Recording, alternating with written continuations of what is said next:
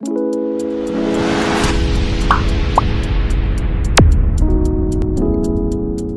back to our Girly Solution channel for सानथांमोन दिनै जोंनि भिडिअनि गेजेरजों सोंथि R5 खौ सावरायनाय जागोन नोंथांमोना जुदि प्रिभियास क्लासनि भिडिअफोरखौ नायाखैब्ला नायनानै लाबानो जाबाय सिम्पली आरो जायफोर फरायसा बिथांमोना जोंनि चेनेलाव गोदान फैदों बिथांमोनखौ आं रिक्वेस्ट खालामो नोंथांमोना बेबायदि एडुकेशन रिलेटेड भिडिअ एबा नोंथांमोननि क्लासनि भिडिअ नायबाय थानो लुगैदोंब्ला चेनेलखौ अननानै साबस्क्राइब खालामना लाबानो जाबाय जों गोबाव खालामालासिनो रिभिजन पार्टनि सानखान्थि क्लास 10 नि रिभिजन पार्टनि सोंथि R5 नि 1 नाम्बारनिफ्राय सावरायनि आरो नैबे जागोन नै रिभिजन पार्टनि बे जागोन जोंनिया 9 खोन्दो दा नैबे जोंनिया 1 नाम्बार होनाय दङ आगोजा दिहुनगिरि दिहुन दा 1 नाम्बाराव 14 PQ होनाय दङ बिनिफ्राय 28 P स्क्वायर Q स्क्वायर दङ जों दा बेखौ खालामदोंसै बेसेबां दङ 14 PQ बिनिफ्राय आरो मोनसे दङ बेसेबां 28 P स्क्वायर Q स्क्वायर बेबायदि दङ दा बेखौ जोङो 14 PQ खौ जों मा लिरनो हायो 2 सानजाब बेखौ जों सेफायना लानो हायो आरोना 2 सानजाब माने मा 7 सानजाब P सानजाब Q नि बायदि लिरबाय जोङो माने 2 जों 7 जों 14 जाहैबाय ओमफ्राय P आ एक्सट्रा Q खौ एक्सट्रा बेबायदि जों सानजाबना लिरना लाबाय बिनिफ्राय एगेन मा दङ 18 P स्क्वायर Q स्क्वायर दङ नालाय बेखौ जों माबायदि लिरखो 28 खौबो जोङो बेबायदि जुदि जोङो नैबायदि लिरनो गोसोबा माबायदि हायो 2 सानजाब 7 लिरबाय जोङो बिनिफ्राय नै P स्क्वायर दंना P आ जिहेतु मोननाय बेखौ जोङो P सानजाब P होबाय बिनिफ्राय Q आ जिहेतु मोननाय बेखौबो Q सानजाब Q होबाय बिनिफ्राय आगोसा दिहुनगिरि माने जोंना बेवहायबो थानायखौ जों नायदो दा नैया बेवहायबो दङ बेयावबो दङ दा थिग बिदिनो 7 नै मोनसे 7 आ बेयावबो दङ जों हमना लाजागोन नैबायदि ओमफ्राय नै P आबो दङ नैयावबो दङ बेवहायबो दङ दा बिनिफ्राय नै Q खौबो जुदि जों नायोबा बेखौ जोङो नैखौ जों लाजागोन जोङो बेवहायबो दङ बेवहायबो दं दा जोंनिया नाय खिन्थु जोङो नै मोनसे 2 खौ मानो लानो हाया बे मोनसे 2 खौ जुदि जों लानो नांगौबा जोंनिया नै 14 आवबो मोनसे 2 थाबावनांगौमोन बिनिफ्राय आरो थिग बिदिनो नै P मोनसेखौ जुदि लानो गोसोमोनबा नोंना P आबो नै मोनसेयाव P आबो थानांगौमोन थिग बिदिनो Q आबो नैयाव आग्लायबाय माने नैयाव Q गैया जोंनिया मा जागोन देयारफर दिहुनगिरिया जागोन देयारफर आगोसार दिहुनगिरिया जागोन जोंनिया मा 2 सानजाब 7 सानजाब PQ दा बेखौ सानजाबना होबा जों मा मोनगोन 14 PQ बेनो जाबाय जोंनिया एन्सार जों गोबाव खालामालासिनो 2 नाम्बारखौ सावरायलायनोसै नायदो 2 नाम्बाराव मा दङ जोंनिया 2 नाम्बाराव दङ जोंनिया 16x cube minus 4x square simple आरोना नैबे नोंसोर क्लास 10 स्टुडेन्ट हिसाबै बेखौ हाथारनांगोन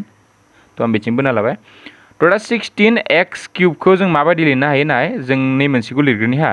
नै मोनसेखौ जों उनाव लिरगोन लागले नै सरि x दङ नैयाव नाय जों नाय 16x cube minus 4x square बिसोर मोननैनिफ्राय जोंनिया मा कमन लाजायो नैखौ कमन लाजायो माखौ कमन लाजायो जोङो 4x खौ कमन लायो जुदि 4x कमन लायोबा नैयाव मा जागोन जोंनिया 16 निफ्राय 4 लाबबा नैयाव 4 थागोन बिनिफ्राय x क्यूबनिफ्राय x लाबबा नैयाव मा थागोन नैखौ जोंनिया x स्क्वायर लाब जागोन बाट जोंना x स्क्वायरखौ मानो लाबा नैयाव जिहेतु जोंना अनलि x दङ बेनिखायनो जोङो बेखौ मिलायनो थाखाय अनलि x खौ आन्था लाबोनाय जाबाय दा बेवहाय नाय 4x लाबोबा नैयाव मा थाखो जोंनिया नैबे जाबाय 4x नैयाव x स्क्वायर थागोन बिनिफ्राय माइनास नैयाव थागोन अनलि x दा बेनिफ्राय जुदि नैखौ होबाय आं नैबायदि होबाय बेनिफ्राय नैखौ जुदि 32 खौ जों माबायदि लिरनो हायो 4x सानजाब नैयाव जिहेतु x दङ बेनिखाय आं सानजाबखौ आं नैबायदि सिनखौ होलिया आं नैयाव दट होनना होबाय आरोना सानजाबखौ दट होनना हमबाय सानजाबखौ बिनिफ्राय नैयाव मा जागोन जोंनिया 8 जागोन माने 8 सानजाब 4 32 जाहैबाय ओमफ्राय x थाबाय दा नैयाव नाय जोङो नैयाव नटिस खालामबा मोनगोन बेवहायबो मा दङ 4x दङ बेवहायबो मा दङ 4x दङ बेनिखाय बिनि आगोसार दिहुनगिरिया मा जागोन जोंनिया 4x सिम्पल माने बेवहायबो थानाय जा जों बेखौ मिलायनांगौ आरोना जिखुनु प्रकारै खालामनानै दा जोङो थार्ड नाम्बारखौ जों खालामलायनोसै थार्ड नाम्बाराव मा दङ जोंनिया 20 PQ दङ बेनिफ्राय 30 QR दङ बेनिफ्राय 40 मा दङ RP 40 RP दा बेवहाय नटिस खालामबा जों नुनो मोनगोन नैबायदि डाइरेक्ट आं लिरखानो हायो नैखौ मा लिरनो हायो जोङो 2 सानजाब 10 PQ आं दायो बेबायदि लिरबाय आरोना बेनिफ्राय नैखौ मा लिरनो हायो 3 सानजाब 10 सानजाब QR तो बेनिफ्राय निखौ मा लिरनो हायो जोङो 4 सानजाब G सानजाब R Q दा नों नटिस खालामबा नुनो मोनगोन नाय जिया गासैबो दङ नैयावबो जि दङ बेवहायबो जि दङ बेवहायबो जि दङ बेबायदि आं डाइरेक्ट मिलायखाना लानो हाबाय नोंथांमोना गोसोबा 2 सानजाब 2 सानजाब 2 सानजाब बेबायदि उन्दैनिफ्राय खालामबाय थाबाबो हायोमोन बाट जोङो जिहेतु जों मिन्थिखायो 20 खौ जों 2 × 10 माने जों 10 10 10 जिहेतु कमन भेलु मोनखायो थ' बेबायदि आं डाइरेक्ट खालामनो हाबाय थ' दा जोंनिया पिया निउ दङ निउ गैया निउ दङ थ' बिनि निउ गैया बेवहायबो गैया नैया पिखौ जों लानो हाया किउआ बेवहाय दङ बेवहाय दङ बेवहाय दङ नाय जों बेवहाय नटिस सरि जोंनिया नैबे पि नङा हा सरि नैबे पिसो नैबे किउ नङा नैबे पिसो थ' जोंनिया निउ थ' पिया बेवहाय दङ निउ गैया निउ दङ किउआ निउ दङ बेयाव दङ बेयाव गैया आरआ बेयाव गैया बेयाव दङ बेयाव गैया ज' जोङो पि किउ आरखौ लाजाया थ' जोंनिया दिहुनगिरिया मा जागोन दिहुनगिरिया जागोन नैनि थाखाय दिहुनगिरि एन्सारा जागोन आगोसा दिहुनगिरिया जागोन जोंनिया मा 10 थ' एन्सारा जागोन 10 थिग बिदिनो जोङो नेक्स्टखौ खालामलायनोसै थ' नेक्स्टखौ नायदो थ' दा 4 नाम्बाराव मा दङ जोंनिया 4 नाम्बाराव दङ 28x² y क्यूब बिनिफ्राय दं नैबे 4 नाम्बार हा नैबे मा नाम्बार जोंनिया फार्स्ट थांगोन 4 नाम्बार थ' बिनिफ्राय 10x³ y² बिनिफ्राय आरो मोनसेया दङ मा 6x² y² z थ' जों दा बेखौ जास्ट मिलायनो नांगौ बेवहायबो थानाय खालामनो हानांगोन आरोना थ' दा बेवहाय नटिस खालामबा नुनो मोनगोन जोंनिया अनलि 3 दङ निखौ आं नैबायदि लिरनोसै 3 सानजाब जुदि गोलाव मेथडजों खालामना होबा बेबायदि जागोन आरो x सानजाब x सानजाब y सानजाब y सानजाब y थ' आं एसे गोलाव मेथडजों बुजायना होलायनोसै नैखौ माबायदि लिरजागोन 2 सानजाब 2 सानजाब नैखौ मा लिरनांगोन 2 सानजाब 2 सानजाब 5 सानजाब नै एक्चुअलि जोङो सानजाब होआलासिनो डट होबा एक्चुअलि मोजां जायोमोन जिहेतु सानजाबजों एक्सजों सिनायनो हायि जायो आरो नहलबा नैखौ सानजाब होबाय बिनिफ्राय आरो एक्स फैलायबाय बिनिफ्राय सानजाब बिनिफ्राय आरो एक्स फैलायबाय बिनिफ्राय वाइ सानजाब वाइ थ' एडजास्ट खालामदो आं बुंनानै होखादों नैखौ 6 माल नाय 2 सानजाब 3 सानजाब एक्स मोननै दङ एक्सआ सानजाब एक्स सानजाब वाइ सानजाब वाइ दा बेवहाय नैबायदि लिरना लानानै खालामबाबो गोसोबाबो हागोन खिन्थु नोंथांमोना जिहेतु नैबायदिया 1 नम्बरल' फैगोन डाइरेक्ट खालामनो हाखानिया 3 दङ निउ दङ बेवहाय गैया बेयाव दङ 3खौ लानो हाया नैया निउ दङ निउ गैया बे 2खौबो लानो हाया 5खौबो लानो हाया थ' एक्सआ खैथा दङ ना एक्सआ निउ मेक्सिमाम खैथा दङ एक्सआ निउ खैथा दङ मोननै दङ थ' दा नै मोननै दं बेयावबो मोननै दङ बेयावबो मोननै दङ दा एक्सखौ जों मोननै लाजागोन बा जुदि एक्सखौ नै मोनसेखौ लायोबा नाय बेवहाय मोनसे दङ बेवहाय मोनसे दङ बेवहाय एक्सआ गैला थ' बेनिखायनो जोङो एक्सखौ मोननैल' लाजागोन थिग बिदिनो वाइआ निउ मोननै दङ वाइआबो निउ मोननै दङ वाइआ निउ मोनथाम दङ मोननै लाजागोन थ' जों नै मोनसे वाइखौ लानो हानाय नङा थ' होमबा मा जागोन थ' देयारफोर बेनि दिहुनगिरिया एक्स जागोन मोननै माने x² जागोन बिनिफ्राय वाइआबो मोननै थ' y² नैबेनो जागोन बिनि एन्सारा थ' दा जों गोबाव खालामलासिनो नेक्स्ट कुइसनखौ सावरायलायनोसै 2 नाम्बारखौ थ' नायदो 2 नाम्बारखौ थ' नायदो 2 नाम्बाराव मा दङ दिहुनगिरि बिजिर नैनियाबो दानिनि बायदिनो सेम नैनियाबो बिजिनो होदों थ' 4a² प्लास 8a³ नै दिहुनगिरि बिजिर माने जास्ट जों कमन लाना होबानो जाबाय मा कमन लाजायो बिनिफ्राय a² लाजायो बिनिफ्राय 4a² लाजागोन जों बिनिफ्राय 4x² जुदि लायोबा मोननैनिफ्राय नै 4² निफ्राय 4² a लाबा मा जागोन नैयाव से जागोन प्लास बिनिफ्राय प्लास जाबाय बिनिफ्राय 8a³ निफ्राय 4a² लाबा 8 निफ्राय 4 लाबा नैयाव 2 थागोन ओमफ्राय a³ निफ्राय मोननै a लाबा नैयाव मा थागोन अनलि a नैबेनो जाबाय जोंनि एन्सार थिग बिदिनो 2 नाम्बारखौ जुदि खालामबा 7x² y माइनास 21xy² थ' बेवहायबो नटिस खालामबा मोननो हागोन नैयाव एक्सखौ मोननै लाब जानाय नङा मोनसेल' लाब जागोन बेवहाय मोनसे दङ नालाय थ' वाइखौबो जों मोनसेल' लाब जागोन बेयाव मोनसे दङ बेयाव मोननै दङ दा जोङो 7खौबो कमन लाजागोन मानोना नैयाव 7 दङ 21 दङ 21खौ 7 जेनेबा 3 मोनो नालाय दा नैयाव जोङो 7xy कमन लाजागोन 7xy कमन लाजाबा नैयाव मा थागोन जोंनिया नैयाव थागोन x मानोना x 7खौथ' लाबखाबाय नैया ओमफ्राय वाइखौबो लाबखाबाय ओमफ्राय x मोननैनि x मोनसे लाबबा बेवहाय मा थागोन नैयाव जोंनिया मा थागोन अनलि x थ' बेनिफ्राय माइनास बाय बेनिफ्राय 21 निफ्राय 7 लाबबा बेवहाय मा थागोन जोंनिया 3 मानोना 7 जों 3 सानजाबबा 21खौनो मोनफिनबाय जोङो बेनिफ्राय एक्सखौ नैया मोनसे अलरेडि लाबखाबाय बिनिफ्राय वाइ मोननैनिफ्राय मोनसे लाबबा नैयाव खैथा वाइ थागोन जोंनिया अनलि मोनसे थागोन थ' बेनो जाबाय जोंनिया एन्सारा थिग बिदिनो 3 नाम्बाराबो सेम जागोन 3 नाम्बारा जोंनिया मा दङ a²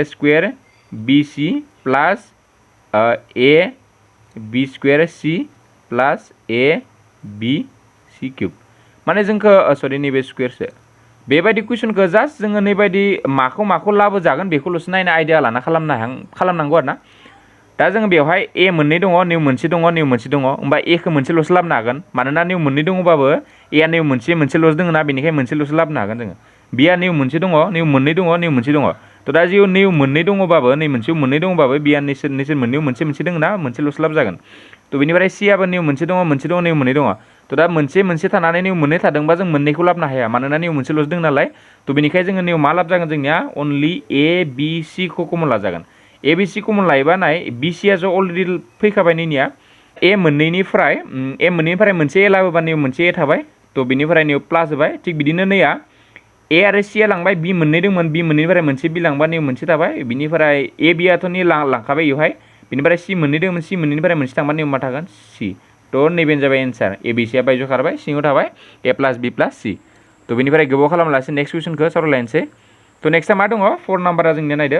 4 नाम्बाराव दङ जोंनिया ए cube minus A square B square थ' दा बेवहायबो सिम्पल निउ ए स्क्वेर लायोबा निउ ए मोननैनिफ्राय मोनसे मोननै लाबबा मोनसे थाबाय ओमफ्राय निउ बि स्क्वेरानो थाबाय बि स्क्वेरखौ मानो कमन लाना जा फरायसान थांमोन मानोना बि स्क्वेरा जोंना नै मोनसेयाव गैया बे मोनसेयाव आन्था दङ थ' बिनिखायनो जोङो ए मोननैल' लाब जागोन ए मोननै लाबोबा नै ए मोननैयाथ' नैनिया गैया जाखाबाय खिन्थु नै ए किउबनिफ्राय मोननै लाबा निउ मोनसे एल' थाबाय ए थ' दा जों गोबाव खालामलासै नेक्स्ट कुइसनखौ सावरायलायनोसै फरायसान थांमोन थ' नायदो थामाबो सिमिलारलि बिदिनो दिहुनगिरि बिजिरनो होदों जोंखौ थ' नायदो एक्स स्क्वेर प्लास एक्स वाइ प्लास 6x प्लास 6y नैबायदि जुदि थायोबा जों कमन लानांगोन दा नैसोर मोननैखौ नैसोर मोननैनिफ्राय मा कमन लानो हायो लाबानो जाबाय बिसोर मोननैनिफ्राय मा कमन लायो लाबानो जाबाय थ' दा बे मोननैनिफ्राय जोंनिया अनलि एक्स कमन लाजागोन एक्स कमन लायोबा जोंनिया मा थागोन नै मोननैनिफ्राय एक्स लाबा एक्स थाबाय बिनिफ्राय नै एक्स वाइनिफ्राय एक्स लाबा नै मा थाखो वाइ जाबाय थिग बिदिनो बिसोर मोननैनिफ्राय जोंनिया मा लाजागोन कमन बेवहायबो 6 दङ बेवहायबो 6 दङ अनलि 6 कमन लाजागोन 6 कमन लाबा नै मा थाखो एक्स थाबाय बिनिफ्राय वाइ थाबाय माने 6 खौ सिगाङाव लाबा नै 6x निफ्राय नै एक्स थाबाय नैयाव वाइ थाबाय थ' बिनि उनाव नैबे जिहेतु एक्स प्लास वाइ दङ नोंथांमोना जुदि बां बिदाबखौ सोलोंदोंबा माने लेसन 2 खौ सोलोंदोंबा जों होनाय भिडिअफोरनिफ्राय थ' नोंथांमोना अभियासलि बेखौ हमनो हाखागोन बे कुइसना माबायदि जादों थ' नोंथांमोनखौ आं खावलायनो सानो बेनिखायनो जा जों भिडिअ होलांबाय थादों बेफोरखौ एटलिस्ट नायनानै बुजिना लाबानो जाबाय दा बेनिफ्राय जोङो नैसोर मोननैखौ दा बिसोर मोननैखौ जोङो सिगाङाव लाबबाय सापस सिगाङाव लाबबाय मा जाखो एक्स प्लास वाइ लाबबाय अब्ला नैसोर नैखौ जों आरो नैखौ जोंनिया समान दङ ना बेखौ सिगाङाव लाबबाय अब्ला जोंनिया बेनिफ्राय नै गासैनिफ्राय बेखिनिखौ लांबा निउ मा थाखो जोंनिया एक्स थाबाय बेनिफ्राय निउ मा थाखो जोंनिया 6 थाबाय नैबेनो जाबाय बिनि एन्सारा थ' थिग बिदिनो जोङो 2 नाम्बारखौ बिथिंनो सावरायदेनसै एक्स प्लास वाइ प्लास 1 दङ थ' बेनिफ्राय नायदो दानि बायदिनो बिसोर मोननै कमन लानो जुजियो बिसोर मोननै कमन लानो जुजियो दा बिसोरनिफ्राय कमन लाबा मा जागोन जोंनिया एक्स वाइ प्लास 1 दा इनिफ्राय नैसोर मोननैनिफ्राय जिहेतु जेबो कमन लानो हाया बिनिफ्राय जों मा लाजागोन 1 कमन लाजागोन वाइ प्लास 1 बे जोंना बां बिदाबनि रुल बायदि खालामबाय दा नैबे एक्स वाइ प्लास 1 दङ बेयावबो वाइ प्लास 1 दङ दा वाइ प्लास 1 खौ सिगाङाव लाबोबा नैयाव मा थागोन जोंनिया एक्स प्लास 1 थ' सिम्पल बेखिनियानो एन्सारा बेनाबो थ' 3 नाम्बारा जोंनिया मा दङ नायनो 24x स्क्वेर वाइ प्लास 12x square minus 12xy minus 6x थ' दा बेवहायबो दानिनि बायदिनो नैसोर मोननैनिफ्राय मा कमन लानो हायोला नैसोर मोननैनिफ्राय मा कमन लानो हायोला दानियाव नटिस खालामबा मोनो जोङो 12खौ कमन लानो हाथारगोन जोङो 12खौ जुदि कमन लाबाय जों इनिफ्राय एक्स स्क्वेरखौबो कमन लाजागोन एक्स स्क्वेरखौ लाबाय जों 12खौ कमन लाबाय आरो माखौ लाखो एक्स स्क्वेरखौ लाबाय अब्ला मा जागोन निउ जागोन जोंनिया 2 मानोना 24निफ्राय 12 लाबा 2 थाबाय ओमफ्राय एक्स स्क्वेरखौ निया लाखाबाय मा थागोन होनबा जोंनिया अनलि वाइ थागोन प्लास नैनिफ्राय जिहेतु जोङो 12 एक्स स्क्वेर गासैखौबो लाबोनाय जायो बेवहाय मा थागोन जोंनिया 1 जाबाय दा बेवहाय माइनास कमन लाबाय बेनिफ्राय बेवहाय मा लाब जायो नाय जोंनिया जों मा लाजागोन बेयाव 6 लाजागोन बेनिफ्राय एक्स कमन लाजागोन 6x कमन लाबा निउ मा थागोन जोंनिया 2 वाइ थागोन बेनिफ्राय निउ जों मा होनांगोन प्लास होनांगोन मानो प्लास होनांगोन नैया निउ माइनास कमन लादोंना बे माइनासजों बै प्लासआ जोंनिया ब्रेकेटखौ गैया खालामबा माइनासजों प्लासजों जोंनिया नैबे मा जाहैगोन माइनास जाहैनांगोन जुदि नों निउ प्लास होआलासिनो माइनास होयोबा नोंना नायदों माइनासजों थाहैनाय प्लास जागोन नैबे जोंनिया माइनास दङ थ' बेनिखायनो बेवहाय नोङो प्लास होनांगोन 6x जिहेतु जों निउ कमन लाखाबाय बेयाव मा थाखो जोंनिया 1 थाबाय दा नैजों बेजों जोंनिया मा जाखो समान जाहैबाय बिसोर मोननैखौ कमन लालाय बा दानिनि बायदिनो मा जाखो 2y प्लास 1 कमन लाबाय बिनिफ्राय निउ मा थाखो 12x स्क्वेर माइनास 6x थ' बेनो जाबाय जोंनिया एन्सारा थ' आङो नै मोनसेखौ आं नोंथांमोननो 4 नाम्बारखौ हमवर्क होनाय जाबाय थ' नायदो 4 नाम्बाराबो एकदम गोरलै 4 नाम्बारा मा दं जोंनिया जेन माइनास 7 नैसोर मोननैनिफ्राय कमन ला बिनिफ्राय बिसोर मोननैनिफ्राय कमन ला होमबानो नोंना एन्सारा ओंखारहैगोन। थ' दा जों नेक्स्ट कुइसनखौ सावरायलायनोसै गोबाव खालामालासिनो। नायदो 4 नाम्बारा। थ' 4 नाम्बारा मा दङ दिहुनगिरि फोरमाय। थ' नैबेबो सेम दिहुनगिरि फोरमाय। थ' नैबे जोंनिया दिहुनगिरि फोरमाय दा 4 नाम्बारनि खालामनो थाङोबा नोङो जुदि बां बिदाबनि लेसनखौ जुदि मोजाङै सोलोंदोंबा नैबे गोरलैयै हाबाय आरो आं हाबाय होनना सानना लाबाय आरो नोंसोरखौ। थ' नायदो 4x² + 12x + 9 माने 9। थ' दा बेखौ आं फार्स्टआव आगोलबो बुजायखादों जे जोंनिया बेबायदि कुइसनखौ माबायदि खालामनांगौ जोङो नै लेसनाव नैजोर मोननैखौ मा खालामनांगौ जोङो सानजाबग्रोना लानांगौ। दा 4 जों 9खौ सानजाबा बेसेबां मोनगोन जोङो 36खौ जों ओरैबायदि मिलायनांगोन जे मिलायबा जोंनिया मा मोननांगोन 12 मोननांगोन। थ' दा बेखौ जोङो माबा खालामसै बायदि दा 18 दा बेनिफ्राय नैबे 2 जों 9 जाबाय एबार 3 दा जोंनिया 2 2 3 3 बेखौ मिलायनानै जों बेसेबां मोननांगोन 12 मोननांगोन। थ' दा नोंथांमोना नटिस खालामबा नुगोन 2 सानजाब 3 बेसेबां मोनगोन जोङो 6 मोनगोन। बेनिफ्राय 2 मोनसे 2जों आरो 2 मोनसे 2जों आरो 2 मोनसेखौ सानजाबा बेसेबां मोनगोन 6। थ' जोंनिया 6 + 6 = बेसेबां मोनगोन जोङो 12 थ' मोनबाय। थ' दा जोंनि मा लागोन बेनिखायनो 4x² + 6x + 6x + 9 थ' इकुवेल दा नैसोर मोननैनिफ्राय कमन लादो। कमन लाबा जोंनियाव 2x लाजागोन। 2x जुदि लायोबा नैयाव मा थागोन जोंनिया नैयाव थाबाय जोंनिया 2x थाबाय। बेनिफ्राय नैयाव थागोन जोंनिया मा अनलि 3। थिग बिदिनो नैसोर मोननैनिफ्राय जुदि 3 कमन लायोबा 3 कमन लायोबा नैबे थागोन 2x + नैयाव थागोन मा जोंनिया 3। दा नैयाव 2x + 3 2x + 3 दङ। दा 2x + 3 2x+ कमन लालाय जों दा कमन लाबा जोंनिया मा जागोन 2x + 3 आथ' कमन लाबाय। थ' बेनिफ्राय नैयाव मा थागोन नैयावबो जोंनिया 2x + 3 थाबाय। नैयाव 2x मोनबाय नैया 3 थाबाय। थ' नैबेनो जागोन जोंनिया एन्सारा। थ' नै खालामनो थाङोबा नोंथांमोना फार्स्ट अफ अल जुदि बुजियाखैबा मोजाङै आङो 2 लेसनाव मोजाङै बुजायना होनाय दङ आरो ना। थ' नोंथांमोना बेखौबो हिन्ट्स लानो हागोन। थ' दा गोबाव खालामलासिनो नेक्स्ट कुइसनखौ सावरायलायनोसै। थ' नेक्स्ट कुइसना मा दङ नायदो। कुइसना दङ 25m² + 30m + 9 बेबायदि दङ। थ' दा थिग बिदिनो बेखौबो जों नैसोर मोननैखौ सानजाबबानो जाबाय। सानजाबा मा जागोन नायदो 9 जों 25 जों सानजाबदो आरो ना 25 सानजाब 9 बेसेबां मोनगोन 9 5 45 ना 4 आग्लायबाय एबार 9 18 दे बेसेबां नैबे जाखो 22। दा बेखौ जोङो सानजाबगिरि बिजिरो ना 3 जों थांगोन 3 जों नायग्रो 3 सानजाब 7 21 5 जाबाय निया एगेन एबे 3 जों थांगोन 2 नैबे 5 होबाय बेनिफ्राय बेथ' 12 जोंसो थाङो जोंना बेबायदि जाहैबाय आरोना। थ' दा बेखौ ओरैबायदि मिलायबा जोंनिया मा मोननांगोन 30 मोननांगोन। थ' नाय जोंनिया नै 5 जों 3 जों 5 सानजाबा 15 मोनबाय जोंनिया। थिग एगेन नै 3 जों 5 सानजाबा 15 होमबा 15 + 15 बेसेबां जाखो 13। थ' इजिलि बेखौबो खालामनो हाबाय जोङो नैबे 25m² जाहैबाय प्लास 15m + 15m + 9। थ' दा दानि बायदि कमन लादो बेनिफ्राय मा कमन लाजागोन जोङो 15थ' कमन लानो हानाय नङा जों 5 लाजागोन। थ' 5 लाबा जोंनिया मा जागोन बेवहाय 5m लाबा जोंनिया बेवहाय जागोन 5m जाबाय बेवहाय प्लास नैबे मा जागोन जोंनिया 3। थ' थिग बिदिनो नैसोर मोननैनिफ्राय जों मा लाजागोन बिसोर मोननैनिफ्राय 3 लाजागोन 3 लाबा नैबे जागोन जोंनिया 5m + 3। नैबायदि अंक नैसोर मोननैया जोंनिया मास बे समान जाथारनांगोन आरो ना। दा बिसोर मोननैखौ कमन लादो मा 5m + 3 कमन लाबाय बिनिफ्राय बेवहाय मा थाखो 5m + 3। थ' बेनो जाबाय जोंनिया एन्सारा। थ' गोबाव खालामलासिनो नेक्स्ट कुइसनखौ जोङो सावरायलायनोसै। थ' नेक्स्ट कुइसना मा दङ 3 नाम्बाराव दङ जोंनिया x² - 10x + 25। थ' दानिनि बायदिनो बे नैसोर मोननैखौ सानजाबदो से आरो निउ जेबो गैया माने निउ मा दङ जोंनिया से दङ। थ' सेखौ आं से दङ होनना निया लिरना लाबाय आरो ना खिन्थु नोंसोर लिरनाङा आं जास्ट बुजायनो थाखाय लिरना लाबाय। थ' 25खौ मोनबाय 7 जों 25 सानजाबा 25खौ मोनबाय। दा बेखौ जोङो सानजाबगिरि बिजिर मा जागोन 5 सानजाब 5। थ' दा नाय 5 जों 5 दाजाबबा जोंनिया 10 मोनबाय। थ' सिन्था गैया थ' नैबे x² होबाय -5x - 5x -25। दा निउ माइनास होनायनि जाहोनानो निउ माइनास होनायनि जाहोनानो जोंनिया निउ माइनास दङ ना बेनिखायनो निउ माइनास होनो गोनां जाबाय। थ' दा बिनि उनाव जों कमन लादों बिनिफ्राय मा कमन लानो हागोन x कमन लानो हागोन होमबानिया जागोन x - 5 बिनिफ्राय बिसोर मोननैनिफ्राय -5 कमन ला अब्ला जोंनिया जागोन नैबे x नैबे जागोन मा माइनास कमन लाबा x + 5। थ' निउ दा जोङो नुनो मोनबाय जे जोंनिया निउ जुदि जोङो माइनास होयोबा जोंनिया नैबे मिलाया एक्सुवेलि कुइसना एसे मिस्टेक दङ नायदो बेवहाय जोंना x - 5 मोनदोंना जोंना बेवहाय मा मोननांगौमोन x - 5 मोननांगौमोन। सरि x - 5खौनो मोनगोन नै आंनियाव फज'नाया भुल जादों जे नै प्लास दं ना नै माइनास नङा नैबे प्लास जागोन एक्सुवेलि। तो प्लास जानाय लोगो लोगो जोंनिया नैबे मा जाहैखो माइनास जागोन माइनास मानो जाखो मानोना 2 माइनास दों बे माइनास दों बे मा जाहैगोन जोंनिया प्लास जाहैगोन तो बेखौ मोजाङै फज'बानो जाबाय एग्जाम टाइमाव तो दा x माइनास 5 जाबाय बेबाय ओमफ्राय बेवहायबो x माइनास 5 लिरबाय तो बेनो जाबाय जोंनिया एन्सार तो जों गोबाव खालामलासै नेक्स्ट कुइसनखौ सावरायलायनोसै तो नेक्स्टआव मा दङ नायदो तो दा बेफोरखौ दिहुनना होआबा हासिगोन खोमा फर सानथांमोन तो नैखौबो खालामदो बेखौबो खालामदो नोंथांमोना बेखौ आं होमवर्क होनाय जाबाय तो बिनिफ्राय जोङो नै पि नाम्बारखौ खालामसै माने 5 नाम्बार खालामसै 9 P square minus 16 Q square नाय नैबेबो गोरलै नै दों आरो बिदिनो सानजाबगोरो फार्स्ट अफ अल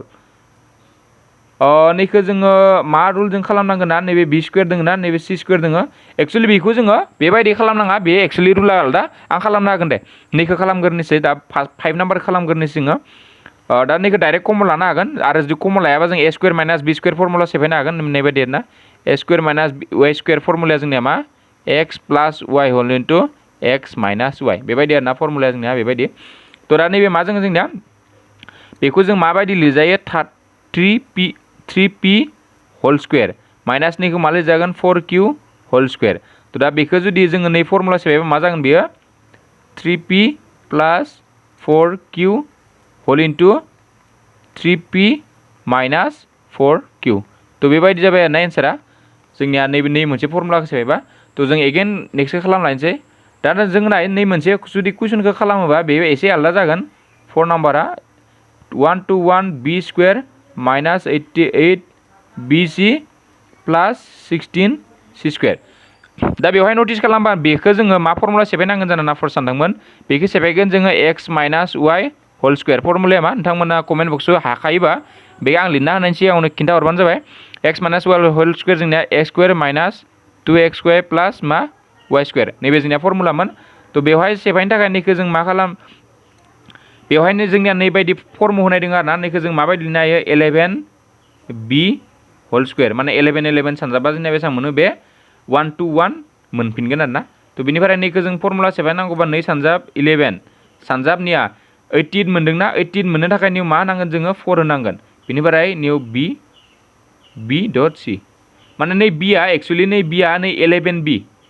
तो माने निउ 11b जाबाय आरोना तो आं एसे लाइन से बारायना होनसै equal to 11b square minus नै बायदि आरोना 2 डट 11b नै नै फैनाय 11b खौ होग्रोबाय बेनिफ्राय जोंनो मा नांगोन दा c नांगोन आरो निउ मा जागोन जोंनिया 4c आरो बे 4c आ मानिफ्राय जागोन 4c होल स्क्वायर नै बायदि कुइसन नोंथांमोना क्लास 9 आव मोनदों आरोना तो बेखौ जोङो नै बायदि मोनहैबाय जों नै बायदि दा बेखौ जोङो एगेन नै बायदि फर्माव ट्रेन्सफार खालामनांगोन दा कनभार्ट खालामबा मा जागोन 11b minus 4c whole square दा बेखौ जों माबायदि लिरनो हायो मोननै खालामना लिरदो 11b माइनास 4c आरो मोनसे लिरदों